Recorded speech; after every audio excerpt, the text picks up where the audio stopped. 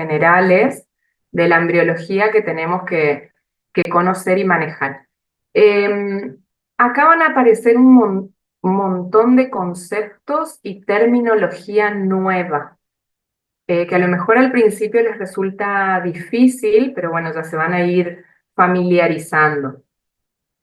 Entonces, presten atención a estos términos nuevos que también los tienen en el material que está en el aula, ¿no es cierto? Bueno, para decirlos bien, aplicarlos bien, entender de qué se trata, ¿sí? Es toda terminología técnica específica de la embriología. Bueno, 116, ¿está? Así que voy a empezar. Bueno, yo voy a detener ya saben que por favor detengan los micrófonos y el video. ¿Eh? Ah, sí, estoy duplicada, van a haber dos Alejandra Gili, pero en este con mayúscula estoy yo dando la clase y en el otro con minúscula están las docentes controlando la asistencia y también las preguntas de ustedes que puedan poner en el chat.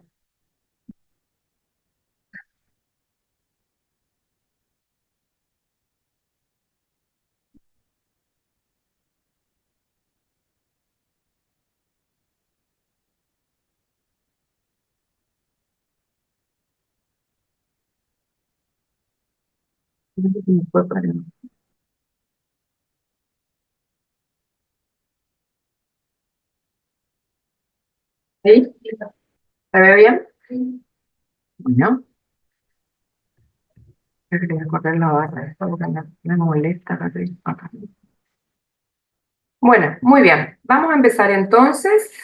En la actividad de hoy vamos a ver los conceptos generales de la embriología en general y vamos a ver todos los eventos que ocurren durante el desarrollo embriológico de la primera a la cuarta semana.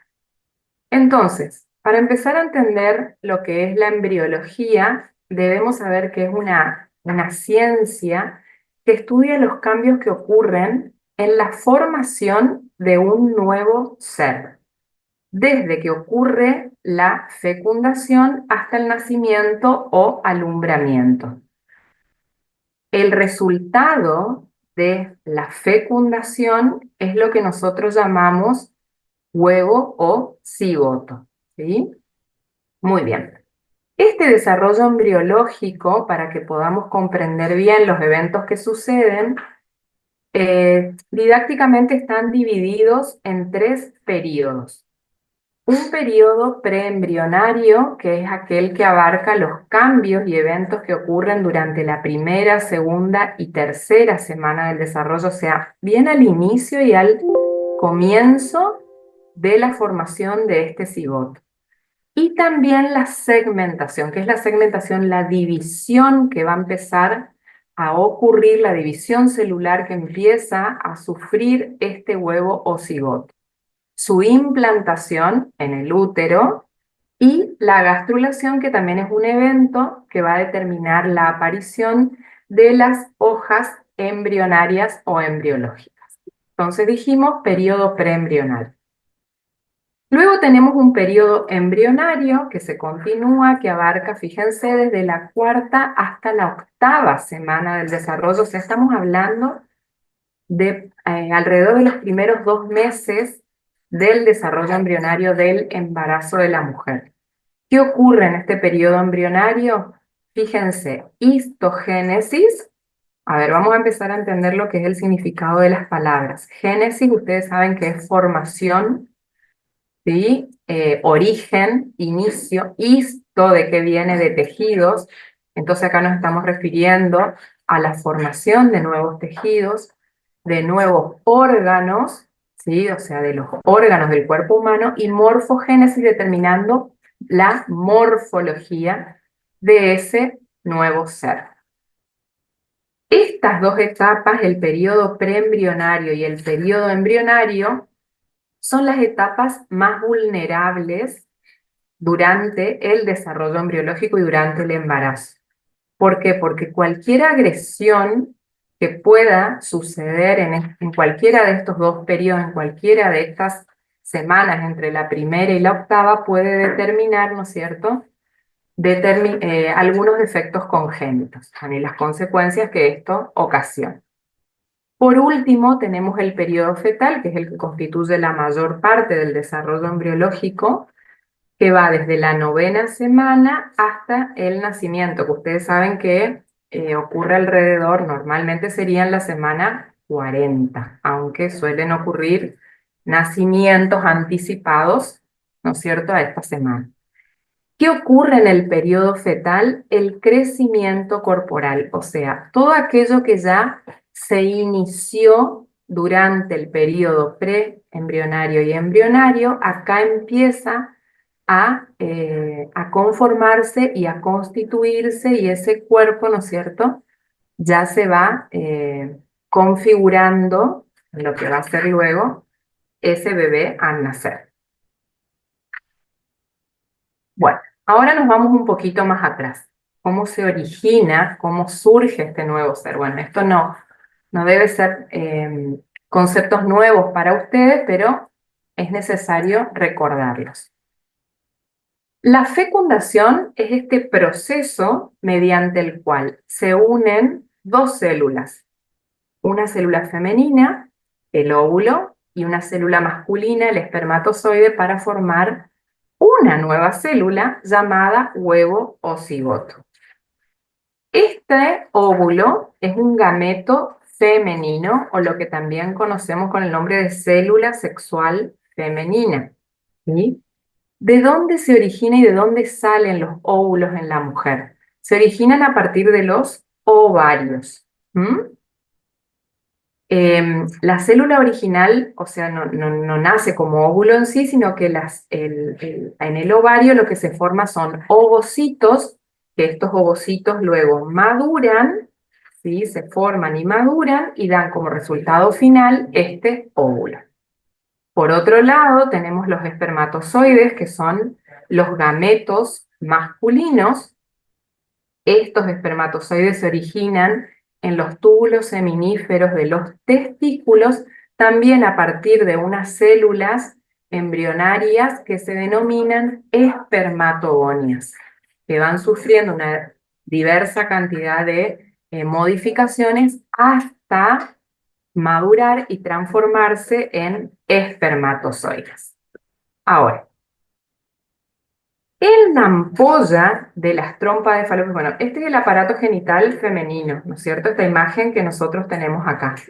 Esto corresponde a los ovarios, este sector de acá a las trompas de Falopio, y acá, esta parte más grande es lo que corresponde al útero, ¿sí? ¿Dónde se encuentran el óvulo y el espermatozoide? Acá, en las trompas de Falopio, en una región específica de esta trompa que se llama ampolla, ¿sí? Entonces, el óvulo que fue expulsado durante la ovulación del ovario femenino inicia un recorrido, ¿sí?, hacia el útero. En esta zona, entonces, va a atravesar toda la trompa de Falopio y se va a encontrar, entonces, como les dije, al nivel de la ampolla con el espermatozoide, ¿sí? El espermatozoide ingresó al aparato genital femenino a través de la vagina, en el semen, ¿no es cierto? Entonces va a hacer este recorrido desde la vagina, atraviesa todo el útero, se dirige hacia las trompas de Falopio, y el sitio de encuentro entonces es la ampolla de esta trompa uterina. Ahí es cuando ocurre la fecundación, cuando se unieron ese óvulo y ese espermatozoide. A partir de ahí empieza toda una serie de eventos que vienen implicados en esta fecundación, pero acá lo importante es saber y conocer cuál es el resultado o las consecuencias de esta fecundación. Para que ocurra, fíjense en este dibujito que está acá, acá vemos cómo los espermatozoides, porque ustedes saben que en el semen vienen muchos millones de espermatozoides en una carrera por intentar fecundar al óvulo, ¿no es cierto? Pero solamente uno de ellos va a ser el que va a poder lograr este fin. Un espermatozoide va a atravesar toda la membrana que rodea al óvulo y va a fecundarlo, ¿sí? En este mecanismo de que el espermatozoide ingresa al óvulo, em, ocurren también un montón de eventos en el que no solo participa el espermatozoide y el óvulo, sino también enzimas como por ejemplo la hialuronidasa, la acrosina, algunas proteínas, ¿cierto? Que van todas actuando para que pueda disolverse esa membrana que rodea al óvulo y el espermatozoide pueda ingresar y fecundar. Ahora, ¿cuáles son las consecuencias de esa unión del óvulo y el espermatozoide? Bueno, primero que se va a restablecer el número diploide de cromosomas. ¿Sí? Ustedes saben, el número diploide corresponde a 46 cromosomas. Entonces, ¿cómo se restablece? Porque cada pronúcleo masculino y femenino aporta 23 cromosomas. Entonces, sumando, restablecemos ese número diploide de 46 cromosomas. ¿Qué otra consecuencia hay de esta fecundación? Que se va a formar, por supuesto, una célula completa, que les dije que se denominaba huevo o cigoto. Cigoto es el término que nosotros utilizamos para hablar en este momento del desarrollo embriológico de este nuevo ser. El ovocito o el óvulo, ¿qué parte aportó de esta célula? Todo lo que corresponde al contenido citoplasmático y el espermatozoide al centríolo. Otra consecuencia es que se redistribuye el material citoplasmático, o sea que los organoides y todas las sustancias que están contenidas en ese citoplasma van a ir organizándose y ubicándose en ese citoplasma como corresponde. Por otro lado, ya se determina el sexo cromosómico. El cromosoma sexual que aporta el ovocito o el óvulo, ustedes saben que es siempre X. Sin embargo, el cromosoma sexual del espermatozoide puede ser X o puede ser Y. Entonces, el sexo cromosómico va a estar determinado por cuál de los cromosomas sexuales del espermatozoide sume a ese nuevo ser. ¿Qué otra consecuencia hay? Por supuesto que se inician de manera acelerada las divisiones celulares o mitosis, ¿sí? Y acá estas divisiones mitóticas son las que van a conocerse con el nombre de segmentación o clivaje. Justamente como este cigoto que se originó en el momento de la fecundación, que es una célula muy chiquita, fíjense que tiene tan solo 0,15 milímetros de diámetro y que aún se encuentra envuelto por una membrana que lo protege, que se denomina membrana pelúcida, que está ubicado ahí en la ampolla o en el tercio distal de la tropa de Falopio, empieza a atravesar una serie de mitosis celulares. Esto entonces, este proceso es el que se conoce con el nombre de segmentación o clivaje. ¿Y cuál es el resultado? ¿Qué es lo que pasa? Empiezan a aparecer nuevas células. Cada una de esas células que van apareciendo reciben el nombre de blastómeras. Como resultado de la primera mitosis tenemos que se van a originar dos células o blastómeras. Cada una, fíjense, acá yo les estoy indicando, ocupa más o menos la mitad de este es el huevo cigoto, y fíjense el tamaño grande que tiene cada una de estas blastómeras o nuevas células. Luego, estas entran otra vez en mitosis, dan como resultado 4, luego pasan a dividirse nuevamente y a originar 8, y así hasta llegar a un estado que se conoce con el nombre de mórula, porque da como el aspecto de una mora, es una fruta, no sé si conocen, que tiene como este aspecto, donde ya tenemos entre 16 a 32 células, ¿sí? Resultado de esa sucesión de mitosis que se va dando durante la segmentación. Ahora, mientras va ocurriendo esta segmentación, el cigoto les dije que está ubicado acá en las trompas uterinas, pero se va a ir desplazando, fíjense, lentamente hacia el útero. ¿Por qué? Porque en el útero es el lugar donde va a ocurrir la implantación para luego atravesar esa célula todo el periodo de lo que es el embarazo. En cada una de estas blastómeras nuevas que se originaron, se activan genes específicos que van dando origen a distintas partes del embrión, pero también de lo que conocemos como anexos embrionarios, ¿sí?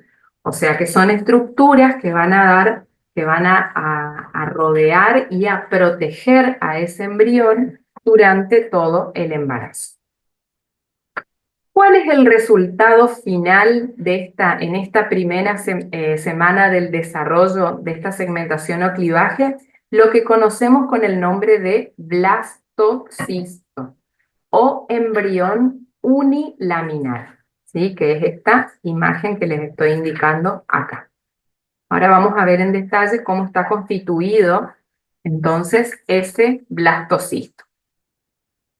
Esas blastómeras entonces se van a ir acomodando y organizando en esta célula y van a determinar distintas zonas o regiones en este blastocisto, que estamos hablando entonces de un embrión de 7 días del desarrollo. Fíjense que acá ya no hay una membrana que lo rodee y que lo cubra, ¿sí? Ya se perdió. Este blastocito entonces se va a caracterizar por todo un grupo de células, un conjunto de células, que acá están indicadas en color celeste. Este conjunto de células se denomina macizo celular interno o también se lo conoce con el nombre de embrioblasto, ¿sí? El resto, fíjense que de las células de este blastocisto que están ubicadas hacia la periferia, reciben el nombre de trofoblasto. Entre el macizo celular interno y estas células periféricas o trofoblasto, vamos a encontrar una zona, una cavidad, un espacio que se denomina blastocele. En este blastocele hay acumulación de líquido y ese líquido proviene de estas células o blastómeras, ¿sí? Estas células del macizo celular interno o embrioblasto vemos que tienen forma poligonal y son las responsables, de ahí el nombre de embrioblasto, de formar el cuerpo del embrión y algunos de estos anexos embrionarios que les mencioné, como son el cordón umbilical, el saco vitelino y el amnios, ¿sí? Por debajo, inmediatamente adyacente a este macizo celular interno, podemos ver otra capa de células que acá está pintada en color amarillo. Esta capa celular se va a denominar hipoblasto y de esta capa va a derivar una hoja germinativa que se denomina endodermo, ¿sí? Que va a ser una de las 3 capas germinativas del embrión, que ya vamos a ir viendo en detalle más adelante. También a partir de este hipoblasto se va a formar el saco vitelino. Las células del trofoblasto, o sea, estas que están localizadas más periféricamente, se van a ir aplanando, fíjense que forman como una sola capa de células, ¿sí? Y van a dar origen a lo que sería el corion y la placenta en este embrión. O sea que son también anexos embrionarios.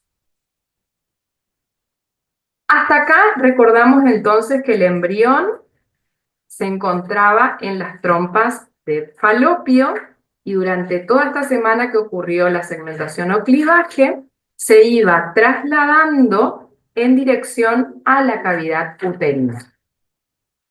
¿Por qué?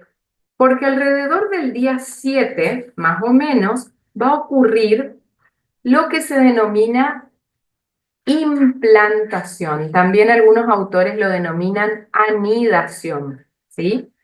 Esta implantación o anidación que ocurre en el endometrio es una capa de tejido que recubre la pared interna del útero, ¿sí? Entonces, ese blastocisto que se va a implantar en el endometrio del útero es ahí donde va a permanecer durante todo lo que dure la gestación. Ahora, ese endometrio de la cavidad uterina se prepara para poder recibir, ¿no es cierto?, a ese embrión. Hay una serie de eventos que ocurren a nivel del endometrio, por ejemplo, aumenta el espesor de la capa funcional de ese endometrio, vamos a encontrar gran cantidad de glándulas secretoras que secretan, por ejemplo, colágeno. También van a haber vasos sanguíneos, arterias, del tipo de arterias y venas que van a estar muy desarrollados. Y bueno, todos estos cambios que ocurren tienen su lógica porque toda esa región del útero tiene que estar acondicionada perfectamente para dar alojamiento durante aproximadamente 9 meses a ese embrión, ¿sí? Esta imagen que ustedes ven acá, entonces ya nos muestra hacia la izquierda todo lo que corresponde al endometrio o a esa capa interna que les dije del útero. Fíjense, hacia la derecha pueden ver el blastocisto, cómo está camino a implantarse, cómo va evolucionando, que ya vamos a seguir viendo ese blastocito en las siguientes semanas del desarrollo. Y fíjense cómo vamos viendo acá, ¿no es cierto? Muestra la gráfica, toda la serie de modificaciones que ocurren a nivel del endometrio para ir anidando, dando alojamiento a ese blastocito.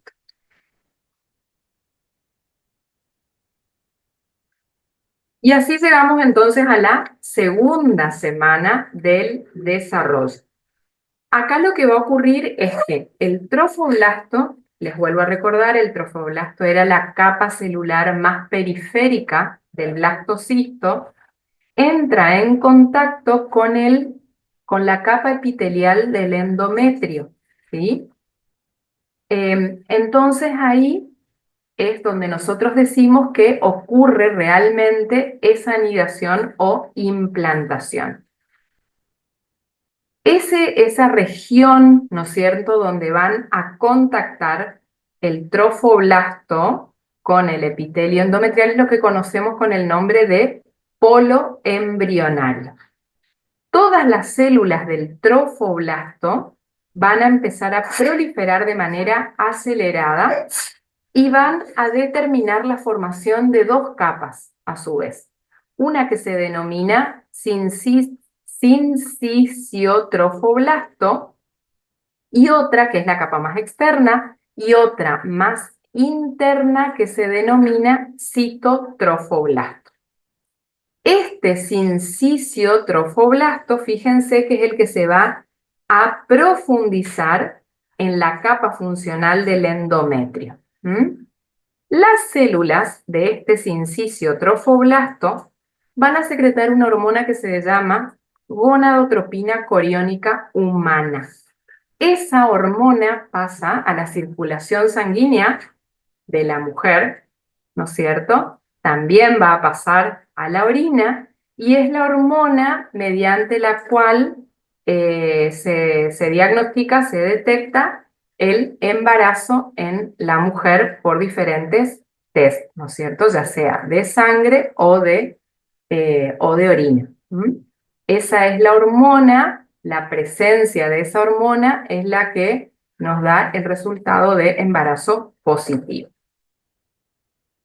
En esta segunda semana del desarrollo, que también conocemos que da origen a lo que llamamos embrión bilaminar, o sea que ya estamos hablando de dos láminas o capas, se va a diferenciar otra capa celular muy importante que se denomina epiblasto.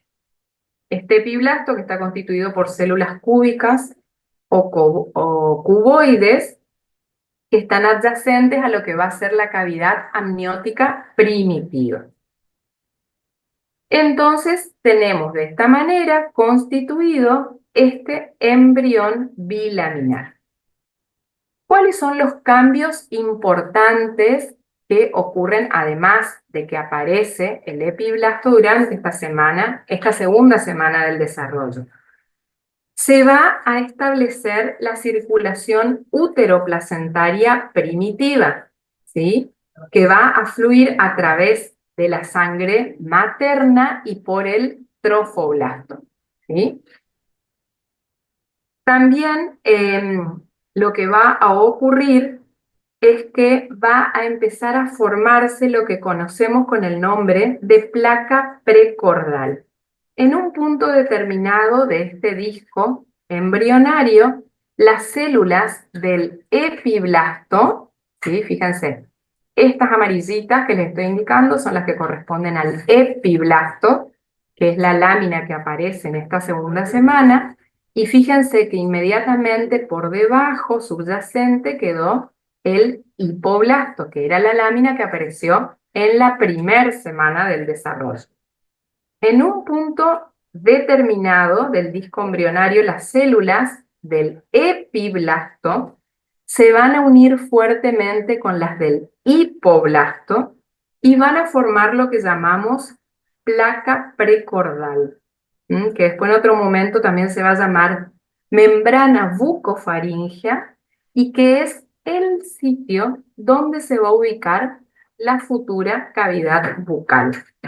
Pero también es un punto a partir del cual se organiza lo que va a ser la región cefálica o de la cabeza del embrión, justamente indicando el extremo cefálico de este embrión. Hasta acá entonces tenemos los eventos que ocurren en la segunda semana.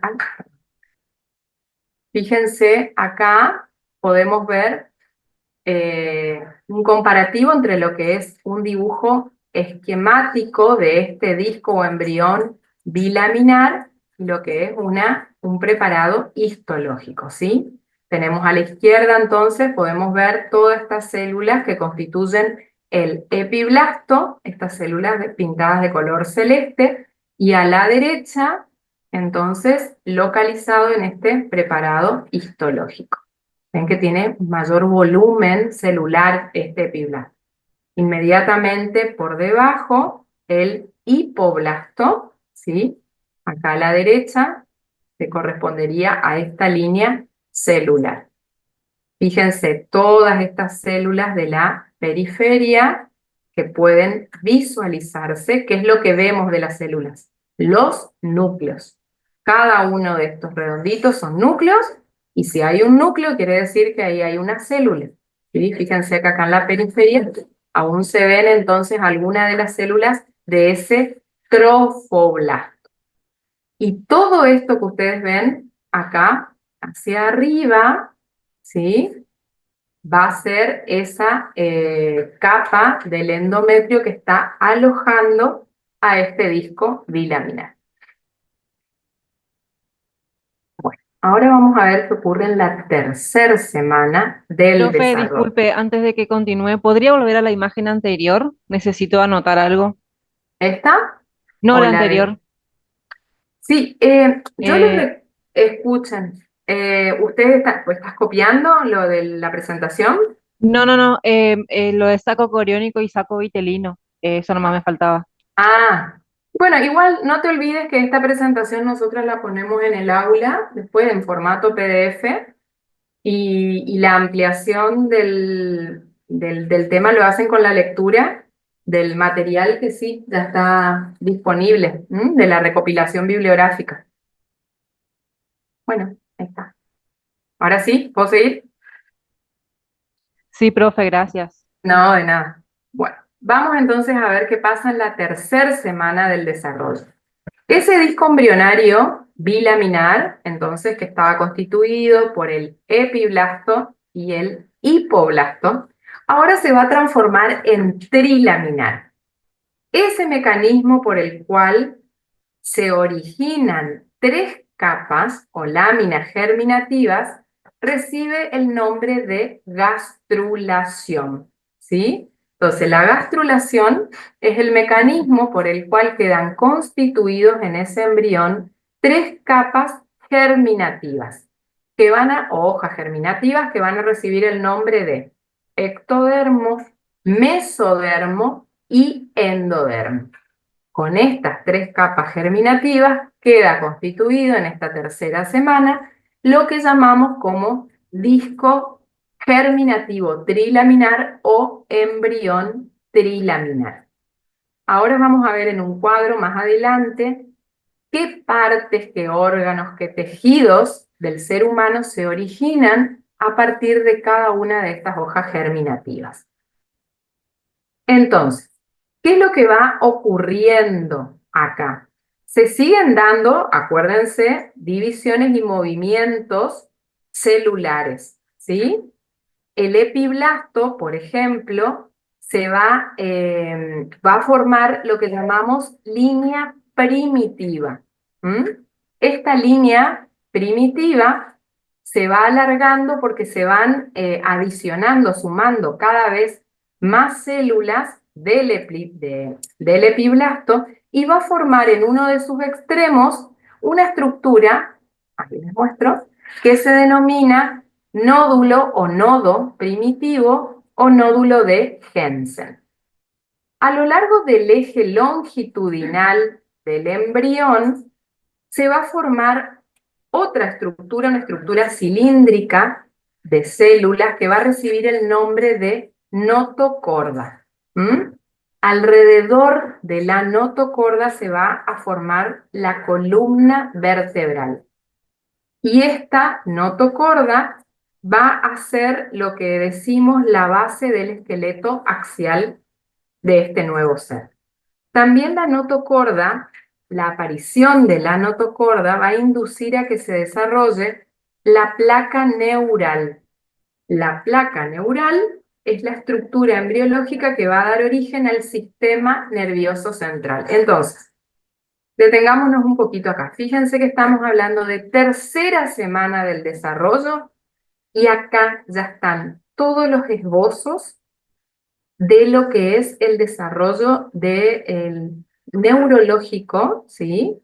Nervioso, neurológico de este nuevo ser. Entonces, fíjense la importancia del cuidado en estas primeras semanas del desarrollo, que al principio les dije que entre la primera y la octava era la etapa más vulnerable, ¿no es cierto?, más propensa a que puedan ocurrir daños y que estos daños se manifiesten en trastornos congénitos. Entonces, ¿qué dijimos hasta acá que se formó? La línea primitiva, aparece el nódulo primitivo o nódulo de Hensen, se formó a lo largo del eje longitudinal del embrión la notocorda, que va a ser la futura columna vertebral, y esta notocorda también induce a que se desarrolle la placa neural a partir de la cual, mejor dicho, se va a originar el sistema nervioso central. ¿Qué otros eventos importantísimos ocurren en esta tercera semana del desarrollo? Se inician la diferenciación y el desarrollo de distintos vasos sanguíneos. Aparecen las células de la sangre, que ustedes ya conocen cuáles son porque dieron tejido sanguíneo. Y a través del corazón comienza la circulación sanguínea o lo que llamamos sistema circulatorio primitivo. ¿Mm? Fíjense que acá hace mención a una estructura o placa cardiogénica. ¿Qué significa? Que todo lo que es la morfogénesis, el desarrollo del corazón, se inicia primero con la aparición de unos tubos cardíacos a partir de los cuales se forma esta placa cardiogénica. Esta placa cardiogénica va a recibir sangre proveniente del saco vitelino, de las vellosidades coriónicas y del embrión. ¿Mm? Ustedes saben que el sistema circulatorio, el motor del sistema circulatorio es el corazón, ¿no es cierto? Es la bomba que propulsa toda la circulación sanguínea. Entonces, no solamente tuvimos acá el inicio de lo que es el desarrollo del sistema nervioso, sino también de lo que es el sistema del desarrollo cardiovascular, el desarrollo del sistema cardiovascular. Y ahora, bueno, fíjense, este esquema de acá les grafica cuáles son algunas de las estructuras que se originan a partir de estas tres capas o hojas germinativas, ¿sí? Fíjense, esta es rosada que corresponde al ectodermo, luego están las amarillas que corresponden al mesodermo y estas verdes que corresponden al endodermo, ¿sí? El gráfico, bueno, más o menos ya les orienta en cuáles son las estructuras de este cuerpo humano que se originan a partir de una, pero acá tenemos mejor este cuadro, donde ahí sí menciona estructuras, órganos y tejidos específicos que se originan, ¿sí? Fíjense, a partir del ectodermo, a ver, vamos a ver estructuras que sean de interés o de implicancia odontológica, por ejemplo, el esmalte dental. ¿Cuál es el origen embriológico del esmalte dental? El ectodermo. También tenemos una glándula salival, que es la glándula parótida, ¿sí? Fíjense, partes de la cavidad bucal, como por ejemplo el epitelio de los labios, de las mejillas, de la encía, ¿sí? Bueno, además de otras estructuras muy importantes, como por ejemplo el sistema nervioso central y periférico. Fíjense que a partir del mesodermo se originan otros de los tejidos dentarios, como son la dentina, la pulpa, el cemento, el ligamento periodontal, que es un tejido peridentario, o sea que está en la periferia del diente, la dermis de la piel. Acá esto les resulta ya familiar a ustedes, el tejido conectivo, cartilaginoso y óseo, que vieron y ya estudiaron en los tejidos fundamentales. A partir del mesodermo también se origina la sangre, el tejido sanguíneo, bueno, y otros órganos. Del endodermo, que tenemos así de interés odontológico, las glándulas, otras glándulas salivales, como son la glándula sublingual, la glándula submaxilar, las glándulas linguales de von Ebner, todas estas secretan saliva. Otras partes o zonas de la cavidad bucal, como el paladar blando, el epitelio de la lengua, bueno, y después otra cantidad de órganos. ¿Mm? Esto después lo leen y lo estudian con detenimiento con el material que está disponible. Bueno, y ahora llegamos a la cuarta semana, que es cuando este embrión empieza a tener más forma, ¿no es cierto? La cuarta semana del desarrollo es aquella en la que van a aparecer unas estructuras embriológicas muy características y muy importantes que se denominan arcos branquiales o faringios. Estos arcos branquiales o faringios aparecen entre el día 20 a 28 del desarrollo embrionario. Estas estructuras participan principalmente, por eso es que nos interesan tanto, en la formación de la cara y del cuello del embrión. ¿Cómo están formados estos arcos branquiales o faringios? Están formados por un núcleo de tejido mesenquimático recubierto en su capa externa por ectodermo y tiene también endodermo en su cara interna. Cada uno de estos arcos branquiales, que son 6 pares, están separados por una hendidura o surcos faringios, ¿sí? Uno de otro. Este que tiene acá el número 1 es un arco branquial. Acá donde ven la prominencia es el arco branquial y el surco entre uno y otro es el surco faríngeo. ¿Cuáles son los componentes histológicos de cualquiera de estos arcos branquiales o faringios? O sea, ¿qué tienen estos arcos branquiales? Están formados, fíjense, por una barra cartilaginosa, ¿sí?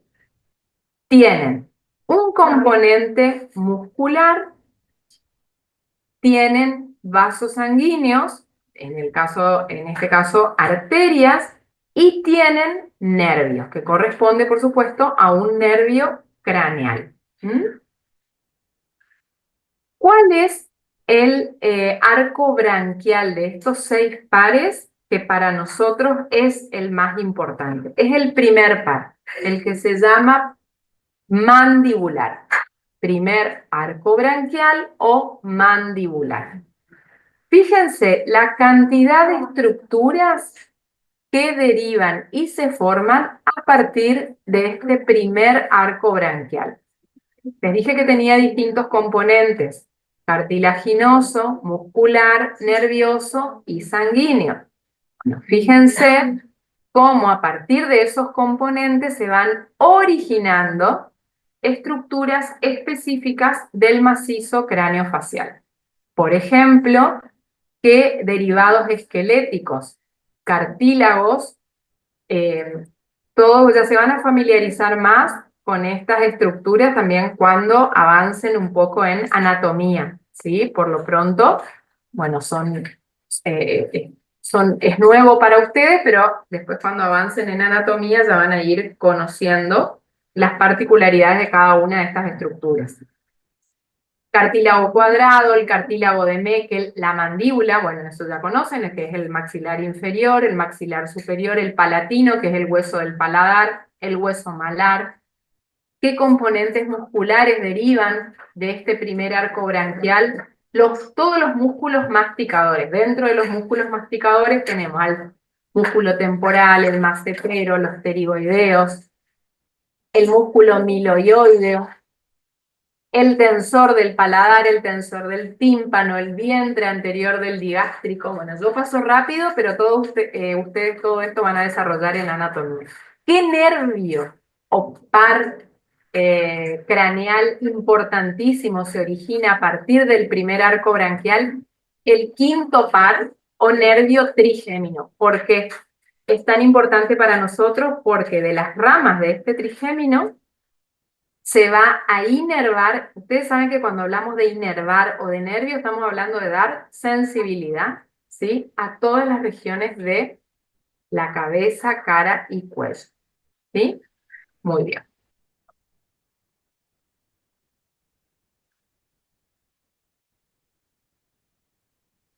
Bueno, este es un embrión en la 4ª semana. Esta es la imagen que tiene un embrión si nosotros lo vemos en un corte frontal. O sea, si vemos a este embrión de frente, lo vamos a ver así, ¿sí?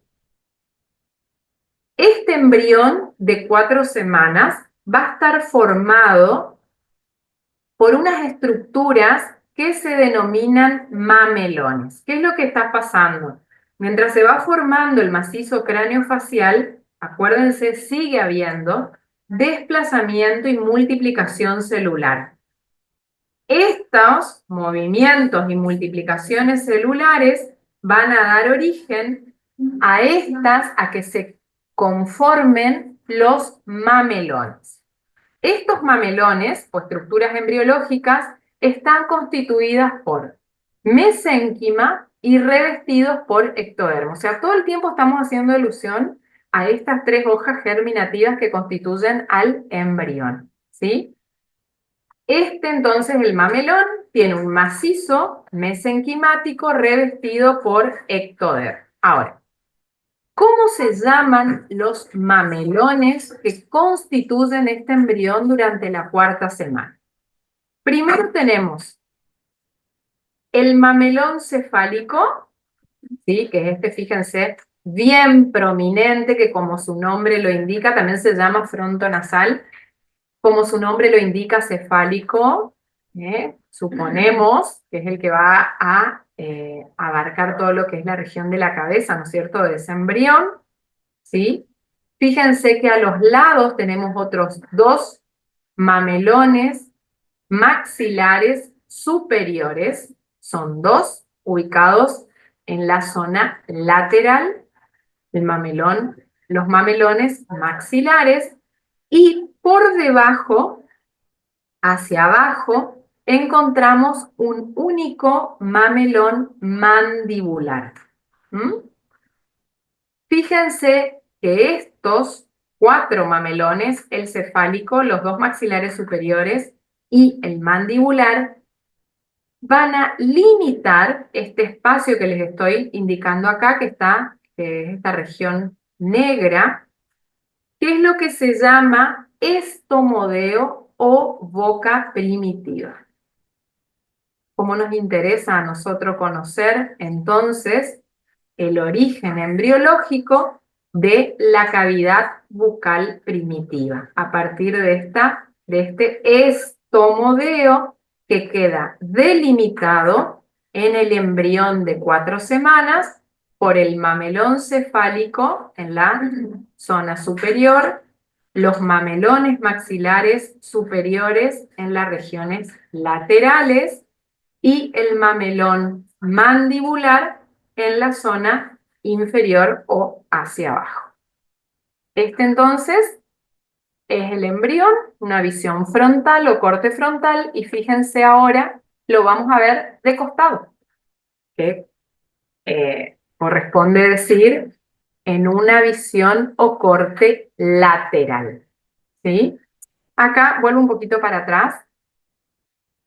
Me olvidé de mencionarles que fíjense que por encima de los mamelones maxilares superiores ya se observan unas estructuras que se denominan vesículas ópticas, que bueno, suponemos correctamente que a partir de ahí se van a originar los ojos, ¿no es cierto? Acá, en la visión lateral, volvemos a ver entonces lo que corresponde a este mamelón cefálico. Ya vemos bien la vesícula óptica, ¿sí? Está indicado, perdón, lo que corresponde a la región o a la zona del estomodeo. Estimamos entonces que va a ser el mamelón mandibular, ¿sí? Fíjense que acá ya podemos visualizar, porque estamos en una visión lateral, lo que corresponde a la placoda olfatoria. La placoda olfatoria es el origen de todo lo que va a ser la cavidad nasal, y también la placoda óptica, que suponemos que va a dar origen a todo lo que es el oído. Estos de acá son otros arcos branquiales de esos 6 pares que les dije que tiene el embrión, que van a ir desarrollando distintos componentes del cuello y de otras regiones del cuerpo. Nosotros nos enfocamos y estudiamos en profundidad el primer arco branquial o mandibular. Bueno, A ver, ¿por qué es importante que conozcamos nosotros el desarrollo embriológico y más específicamente el del macizo craneofacial? Porque como les hice mención, durante la gestación pueden ocurrir distintas alteraciones, modificaciones, agresiones, cambios que pueden dar origen a una enorme cantidad de malformaciones congénitas, síndromes, etcétera, que van a alterar, ¿no es cierto?, la morfología normal del macizo cráneo facial y también de la cara. Acá en esta imagen les trajimos algunos, ¿sí? Para que ustedes vean que cada una de estas malformaciones tienen que ver con alteraciones ocurridas durante el desarrollo embriológico.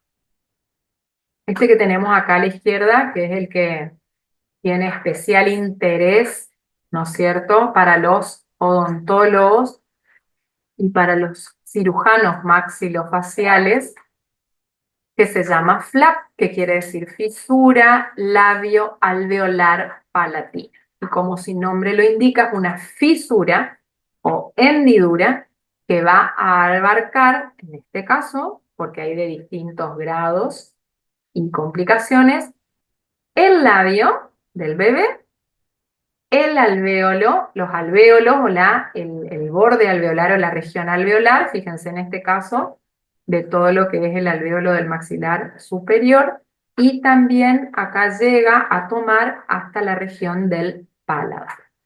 ¿Sí?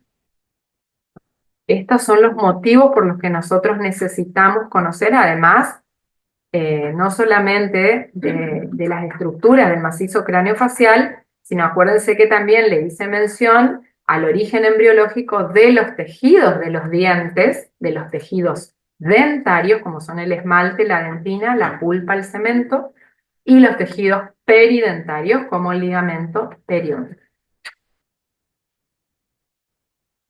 ¿Preguntas? ¿Hay preguntas en el chat? ¿Algo? No. Sabemos que este es un tema nuevo, complejo, difícil.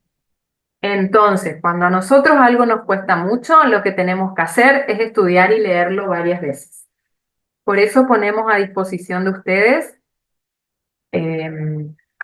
todo el material disponible en el aula para que lo lean y lo relean. ¿Sí? Dejo de compartir. ¿Ah? Sí, ya voy. Entonces, por favor, no se queden solamente con la explicación que yo les acabo de dar, sino vuelvan a leer el material, lean el material, léanlo tranquilamente y con la presentación al lado para que puedan ir recordando cada una de las cosas que hablamos. ¿Sí? Esa es, levantaron la mano. Buen día, profe. Sí, te Sí, escucho. quería saber si nos alcanza con lo que está en el aula o explayamos con algún libro. No, chicos, nosotros para eso le hicimos la recopilación bibliográfica, para que ustedes estudien de ahí, de ese material que está ahí en el aula, y también de la presentación y la explicación que yo le di, que ya vieron que mi explicación fue acotada también a lo que está en el PowerPoint, ¿sí? Ok, gracias. Ya, me parece que ya más o menos saben cómo nosotros trabajamos, cómo los evaluamos y que realmente siempre las preguntas del cuestionario tienen que ver con lo desarrollado y no con algo que nosotros no les dimos y no explicamos, ¿sí? Les recuerdo exactamente que hoy hay cuestionario, acuérdense que se abre a las 19 y se cierra a las 19:15, así que por favor sean puntuales con eso. Tomen, chicos, todos los recaudos tecnológicos necesarios para que no tengan interrupciones ni ninguna dificultad para acceder al cuestionario. ¿Tá? Ustedes ya, bueno, ya saben cuáles son los requisitos y las condiciones para poder acceder a rendir el segundo examen parcial. Ya estamos entrando como pasaron ya el primer parcial, estamos en una etapa de mayor exigencia, ¿sí? De mayor aprendizaje y de mayor exigencia. Así que por favor tomen todos los recaudos para poder hacerlo en tiempo y forma. ¿No hay más preguntas? No, ya contesté. Profe, tengo Profe, una yo sí le duda. quiero consultar algo. Ay, Sí, perdón. te escucho, Eliana. Ah, Sofi habló primero, creo. Ah, bueno, Ah, igual también puedo hablar Diana primero, si quiere. No hay No, problema. era con respecto si tiene relación el ácido fólico que toman las embarazadas con respecto a la tercera semana y con el cierre de